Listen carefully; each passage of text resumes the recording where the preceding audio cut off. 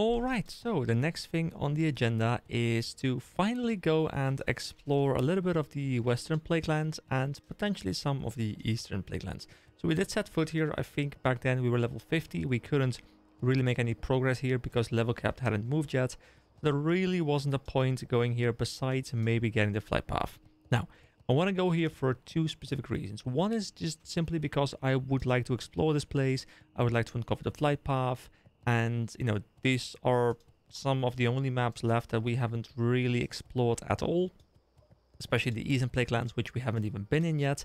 Kind of hoping they look slightly different, but I'm expecting at this point for them to look kind of similar to each other. Kind of in the same way the Burning Steppes and the Syrian Gorge look very similar as well. But also that there is a rune here that I want to grab. So I do have some information about it. I'm going to go in kind of blind because I want to experience the map blind. But the rune itself is the Mark of Chaos. Once again, I'll talk a bit more about what the rune does as we do get it.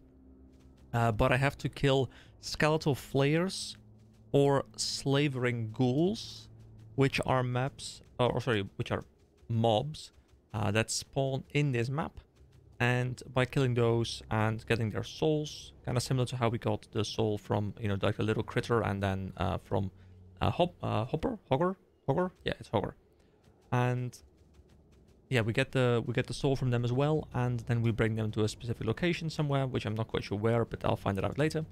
And then we can get something called the Mark of Chaos, which is going to help us out a lot. It's actually something for our feet, and we have nothing on our feet yet, so once again, it's a pure bonus. These are skeletal sorcerers. These are not the mobs I'm looking for, but I'll just go and do some exploration, kind of see, you know, if we can find a flight path as well, and we can get a couple things done at the same time. Plus, I'd like to use some of the rest experience because I am close to being capped again. Oh, skeletal flayers, they're actually here.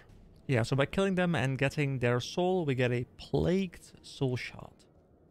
Alright, let's get a couple more plagued soul shards. So this toxic saliva actually is a little bit annoying. Oh, didn't I get it? Oh, I did get it. Okay, cool. Because it does 17 nature damage every 6 seconds, but also 20 mana leached. So it's kind of cutting into my, you know, beautiful mana regeneration, which is a little bit annoying. So we have the 3 plagued soul shards that we need, and we have to bring it to either, actually no, for Alliance we have to bring it to Pixie Pilfer Shard at Chillwind Camp.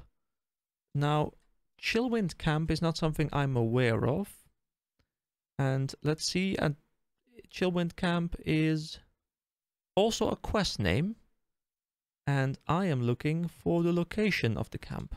Oh wait, I'm looking at the map right now, and Chillwind Camp actually is just around the corner, like it's right here. Cool. Well, that means I should be able to grab the rune pretty easily. So it should be somewhere right about here. Also, let me remove this these coordinates because they're a little bit annoying to just constantly have them on my screen. So I will just disable the add-on as well. Is this the camp actually, or I'm assuming there are some NPCs somewhere, right? Because we have to go to Pixie Pilfer Shard. Pixie... Oh, there's a flight path here. But that was actually very close. Where would you like to fly to? Here we go, another flight path, the most northern one we've got so far. Would I also just be able to leave through here? But where would that lead? I guess we could. Does it just lead me back into... Oh, it leads me back into Alterac Mountains, of course. Oh, up here. Oh, kind of cool. I feel like we haven't really been in this place like at all. Like we walked in here, I got molested by some mobs and then died.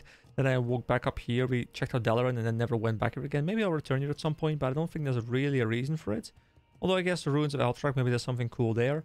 Let me just look for the NPC that we need. But it's nice to have the flight path unlocked. I guess we can do some of these quests as well. We have some space in our inventory. Oh, here we go. Pixie Pilfer Shard. My brother and I need soul shards. I've got a pretty little rock here you might like if you bring me 3 plagued souls. I have brought your souls. You're still alive, EK. A deal's a deal. Take this. Pixie whisks the soul shards away quickly and hands you a rune. Thank you for your business. You are most welcome. I always like doing shady business with the goblins, guys. That's great. Okay, so Mark of Chaos. Here we go. Let's learn it. Let's also equip it. Here we go. put it on my feet. And let me talk to you guys about what exactly it does. So, it says, all your curses except Curse of Shadow and Curse of Elements now apply the Mark of Chaos. So, in our case, we are using the Curse of Agony, so that would apply it. Now, what does it do? Well, the Mark of Chaos reduces the target's magical resistances by 34, which I'm assuming also includes shadow damage, because otherwise it would feel very weird. And I guess it doesn't stack on Curse of Shadow and Curse of Elements because those are already reducing, and that would put like a lot of reduction on there. And increases all spell damage taken by 4% while they remain cursed. So literally all it is we use the exact same skills. It's once again more power creep and just makes us stronger. And that's what I'm talking about, guys. Like a lot of these runes that I haven't picked up yet, that I'm going to pick up, but I'm picking them up like one by one so I can appreciate them all individually, and I don't want to, just get all of them in like one sitting and then, not unlock anything anymore. I want to grab one like every 1 or 2 days. Maybe I'll grab 2 at the same time because I have another one on my mind. But yeah, they just all give more power. They just all make you stronger, and you can definitely choose which ones you want depending on the situation you're in, because sometimes, of course, they're competing with one another. But we have multiple ones still remaining that are going to go into different slots that we haven't gotten anything into yet. There's like one for the ring, I believe, and that means there's even more power to be gotten. But this one, once again, is just a pure buff. Speaking of the runes, though, there is one more that I do want to grab today because it's been on my mind for quite a bit. I did see it pop up, and I think it's very, very easy to get. So we're going to get 2 today, and then after that, I'll leave it for a little bit longer.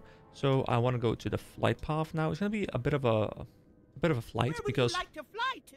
the dialogue seems so loud relative to everything else. We have to go to the Blasted Lands, so that has us going through, like all down here and then all the way over to Nethergard Keep in the Blasted Lands. So I'll make myself some tea or something, and I'll see you guys in a moment. There seems to be a lot of people heading in this same direction, which, just to give you some insight here, we're looking to go into the Tainted Scar here. I think there's actually a boss here, like a world boss. Also, is this a portal to actually like an instance area or something? Let me go in here. We must be in a raid group to enter this instance. Okay, so I guess we can go into the non-instance version, which is what we're doing right now. But you can also go to the instanced version. So, the question is, am I supposed to just be able to grab this one? Or is it actually not easy, like I expected? And is it very difficult? And do I need a group or something to be able to make my way through here? So what I guess I'll try and do, and oh my god, this place looks really cool. Like it's just like the same place but darker, but it works for me. Oh. How am I gonna get past him? Come on, please, just... No. Okay, just keep running. Keep running. Oh my god, they're one-tapping me. Oh, run, run, run. So I'm supposed to be over there. And I can find a book at the altar and learn something from that. So, yeah, guess we might have to do some corpse running, but I will find it. I will get the book. Should have prepared a healthstone. Ah, look, it's my body. But can I find a somewhat safe spot to resurrect, I wonder? Because this does not look like a place where I could be safe at all. Guess I'll resurrect here. Make myself a soul stone with the only one I have left.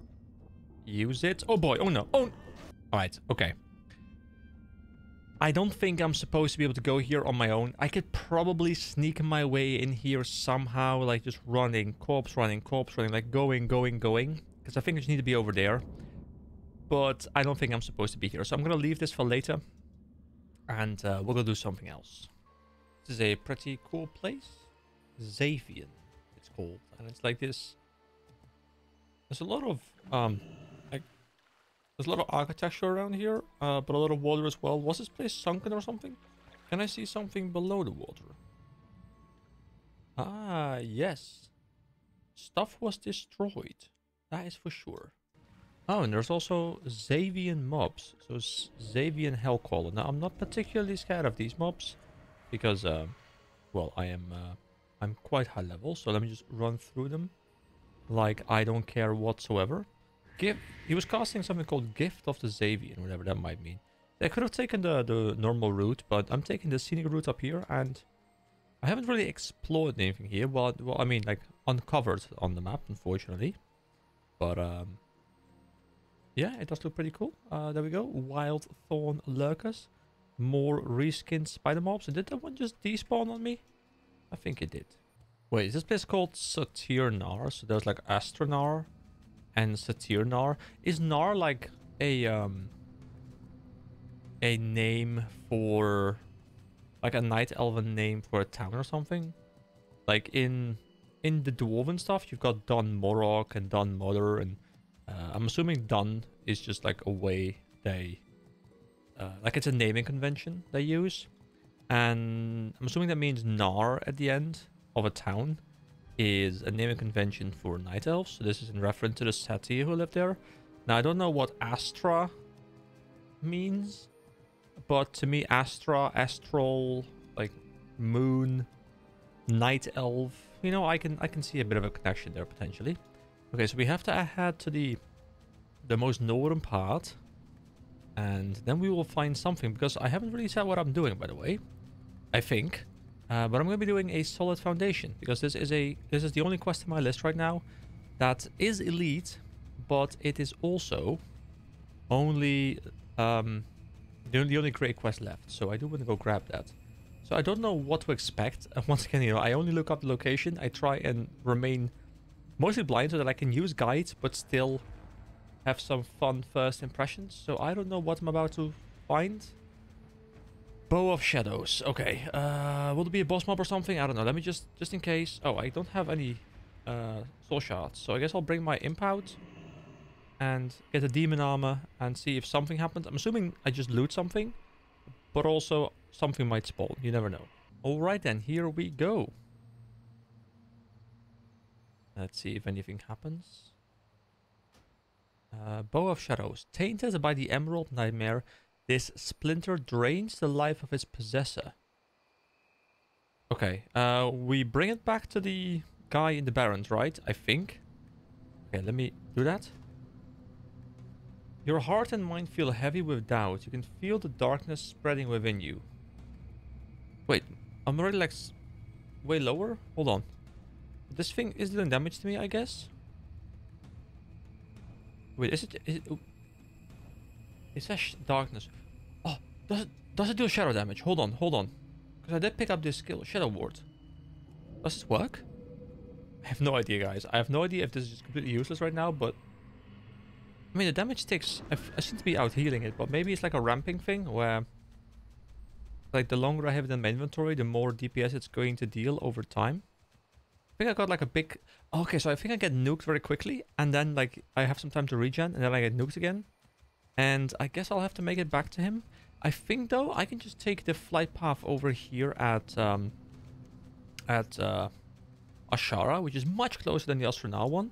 And then that one's also closer to the flight path of the Barrens. So let's see if I can make my way back to the quest giver. I'm assuming that's where I have to go. I'm not 100%, but return with haste. Yeah, and we got this quest from the guy at the camp in the Barrens. Oh my god, my HP. What happens if I die on the flight path, though? Can I even use a flight path this way? I'm actually really curious now what's going to happen. Okay, here we go. Can I use this thing again? There we go. Where would you like to fly? Fly. The Barrens. Go. Okay, buffs. Or like the dot is still on me. Well, you'll either see me die very soon or be in the Barrens. I feel like I'm going to die in the next tick. Oh. With 20 HP. 20 HP. Was that just because I actually got 20 HP? Or is there some mechanic preventing me from dying while I'm on the flight path, and I'm going to die the moment I get my first tick after the flight path? Also, oh, there's now 6 stacks on it as well. Like, I see like a stack icon on the bottom. I'm assuming every time it stacks up further. Oh my god, that's speed boost. See, the Griffin is like, dude, you gotta be quick, man. Let me just fly very fast. Yeah, now it says 7, so yeah, I guess every tick makes it stronger. I guess I am unable to die on the Griffin. But I will die when I drop here. So I do wonder if I also lose the Bow of Shadows, because in that case, I would have to go back and find a way to somehow mitigate this damage. Go, go, go, go, go, get the mount. Actually, do this. Hold on. If I spam this shit off cooldown, will that work? Oh boy. Okay, so the way we'll do this, guys. Okay, big brain. Okay. I mean, I could use like Haunt and Drain Life on the mob to maybe sustain myself. But I'm thinking as long as this thing doesn't tick quicker, I can just constantly reapply Shadow Ward. Shadow Ward. Summon Fell Steed. But I guess the ticks also become stronger and stronger. Will this work? Oh. Oh, I think I might be big braining it, guys. I think I might be big braining it. Now, I don't know where the guy was. Let me quickly see if I can... there we go. The coordinate / ways. There we go. And Shadow Ward. And get back on the mount. I don't know if I need to be this tryhard about it, but we're going. It's over there. Can we make it? Honestly, I think it's probably a big brain move to just life leech this guy, haunt this guy, get some HP back. That wasn't that much to regen though. I honestly have no idea if I'm making correct calls here, so we reapply this thing. We get the mount back. I don't even think I need the mount back necessarily because the spawn time would actually reduce the efficiency, but it seems to be working alright. Yeah, this strat actually seems to be working. We have 11 stacks now, but we seem fine. You know, I'm so happy that I learned this thing because I decided to just learn pretty much all of the abilities that at least made some level of sense that weren't like PvP focused from my, well, theory crafting. And I'm happy I picked up the Shadow Ward because this one might actually keep me alive long enough.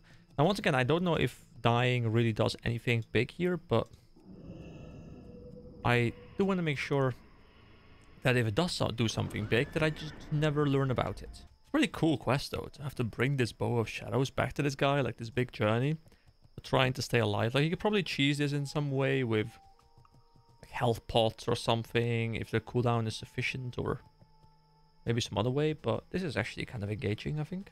Okay, I'm almost there, so I will reapply this once more, which should give me enough time to talk to this guy. This strat actually worked. I'm really happy that I just managed to figure it out. Nobody said this was going to be an easy endeavor, but then again, most things worth doing aren't. Yes, you found it. Your sanity seems intact as well. So far, so good. You can hear me speed reading through that because I did not want to die. Anyway, follow-up quest we get here. Soul Vessel. Goblin engineers have tried to create a synthetic soul stone, but their methods were crude to say the least. Regardless of their shortcoming, they are on the right track. I've heard the goblins swindled a faction of merchants into buying the rights to the recipe. It's unlikely they know the soul vessel by itself holds no magical properties. Surely someone will be interested in parting with the pattern, given enough coin. Now that we have a way to weaken the demon, we need a vessel to bind them within. The burning blades have overrun ancient elven ruins in southern Dassalis, using it as a staging ground to summon demons to Azeroth. Once you have found a soul vessel, meet us in Dassalis. There we will complete the ritual. With a soul vessel? What? I need a soul vessel. Is it just an item, a soul vessel? Alright, let me actually look into the guide and see what this thing is. Okay, so apparently a soul vessel is, as the quest says, an item that can be created with engineering. Now, obviously, I don't have engineering as a skill, so I don't think I'll be able to create it myself. But I am assuming that it is purchasable on the auction house, hopefully. So I guess I'll go to Stormwind and see if it is indeed an item I can purchase on the auction house. Because otherwise, I don't know how we'll be able to get that. Because, you know, engineering is not something that I have leveled, nor is something I can grab, I think. And I wouldn't expect the game to just, you know, like completely block me from progressing when I haven't chosen engineering as my profession. Because it is a profession, right? Unless I'm completely mistaken right now. See, I appreciate how I've been level 53 for about 9 hours now. Now, obviously, there is a little bit of AFK time in there. Also, we are now 8 days, 11 hours, well, almost 12 hours into it. So that is about 204 hours into this playthrough. So people in my guild right now are talking about something kind of funny. So there is this mount, this like electrical, like mechanical chicken thing, which I think is a gnome mount. I'm guessing, but I'm not entirely sure. But I've seen it a lot, and supposedly it makes like some annoying sound or something, and you can't normally mute it because you would mute everything in that pool of sound effects. But what people apparently are doing is they are creating like a .ogg file, which don't know the file extension, but I'm assuming it is simply just some sort of, you know, file that can edit some settings in the game. So what they're doing is they're creating that file with the specific task to mute that specific sound effect, which is, it feels like people's level of hatred for that sound effect must be so high if people are willing to go out of their way to create a separate file in their game folder to edit some audio settings in the game you normally can't change, just to be able to mute it. And I love it. I love the fact that people are going that far. It's really funny. Okay, I am happy to confirm that it is indeed purchasable from the auction house. So I'll just grab this one here. I will buy out. There we go. It is mine. Okay, so now we had to take it to, did it say Desolus? Yes, Desolus. So I have 11 minutes left on my halfstone, which can take me back to Thermore Isle, and then I can take a flight path there to Desolus, and then we can continue this quest.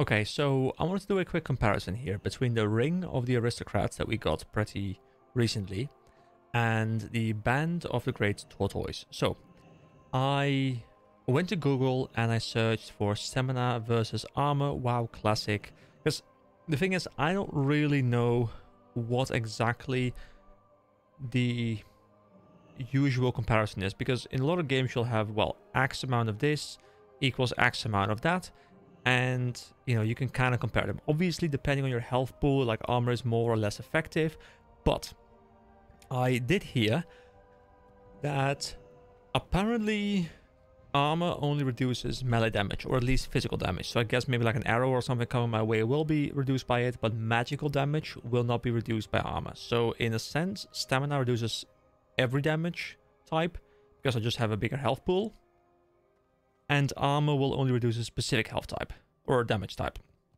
Secondary to that, they say that roughly 1 stamina and 10 armor are equal in terms of usefulness.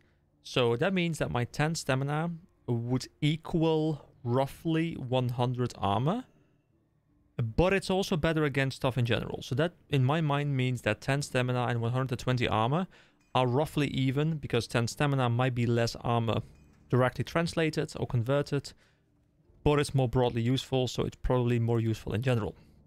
And then the Ring of the Aristocrat also adds 6 more spirit.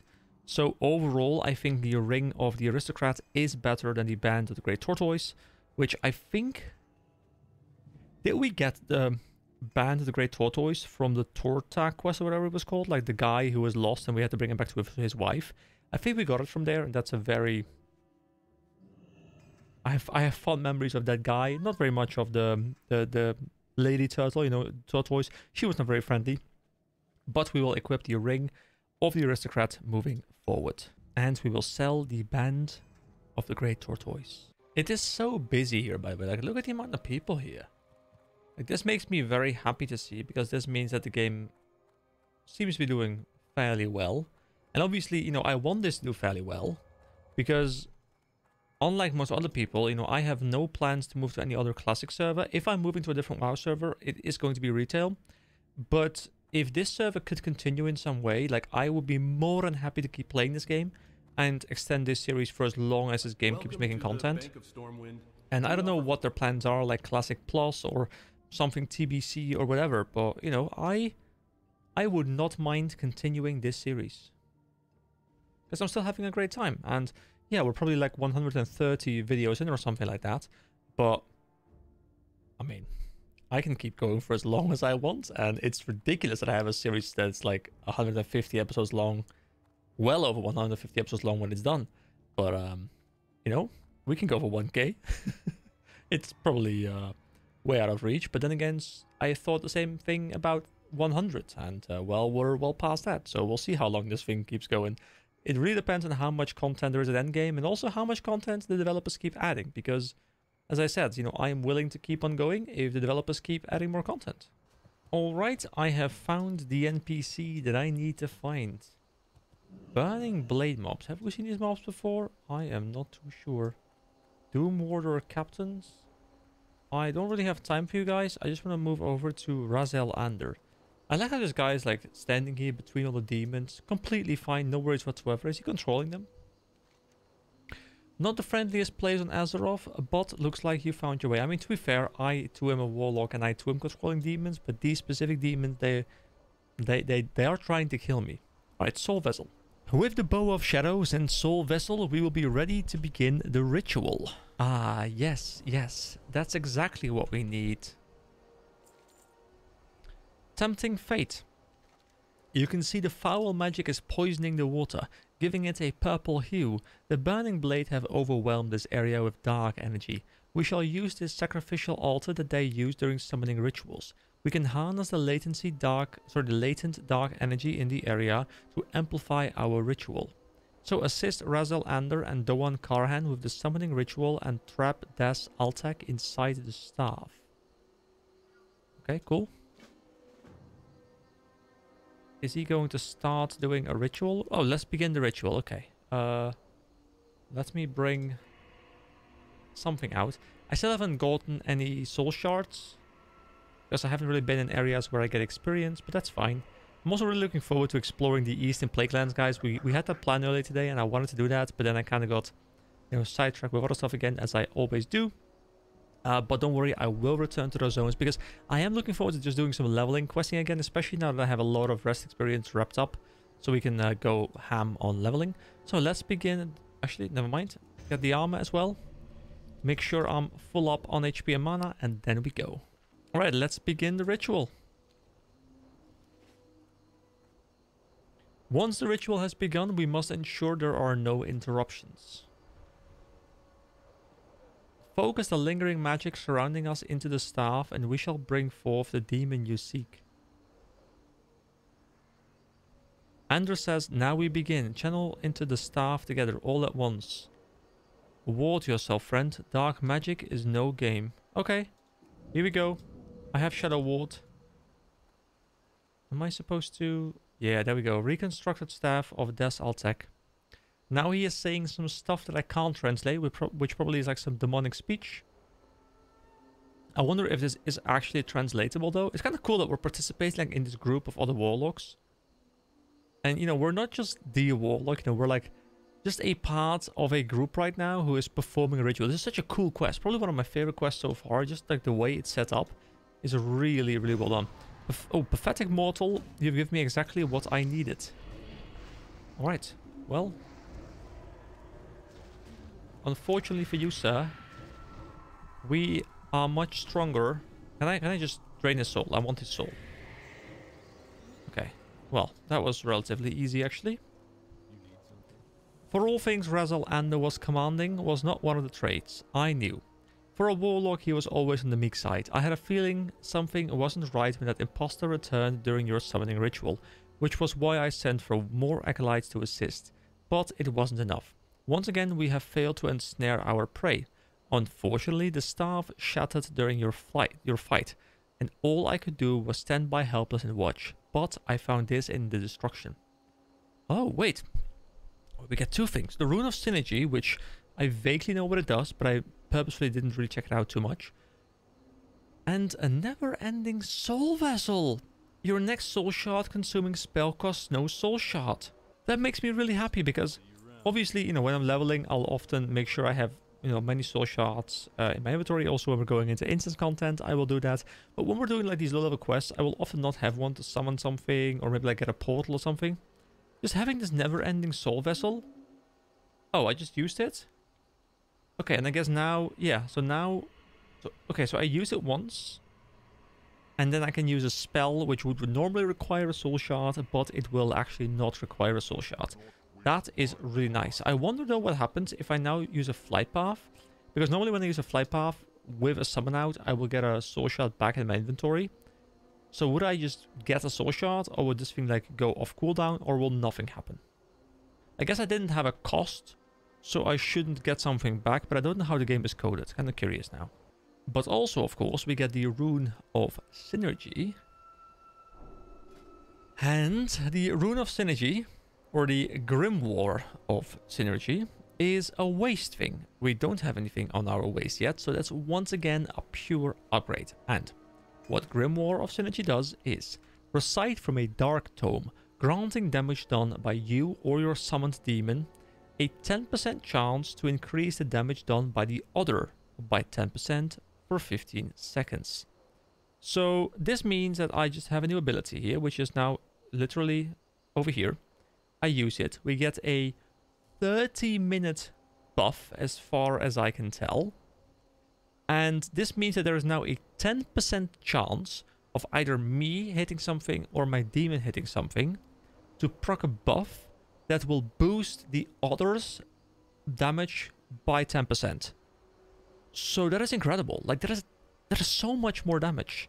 And I wonder how that works on ticks, whether that works on...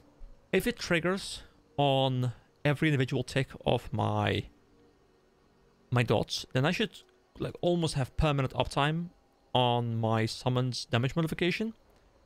And of course, you know, he doesn't hit as frequently as I would be hitting. But in Rage or something, when I'm running the Imp, this could be really good because the Imp is just firing away and then going and going and going. And the uptime on me would probably be fairly high. So that's really, really cool.